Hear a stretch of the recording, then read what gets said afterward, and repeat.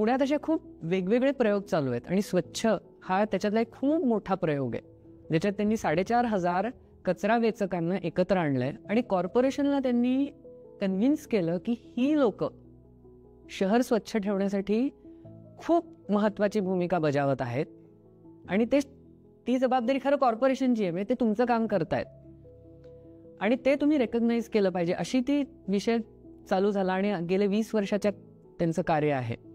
तर ही लोक 200 घरातनं कचरा गोळा करतात, जवळजवळ 100 किलो.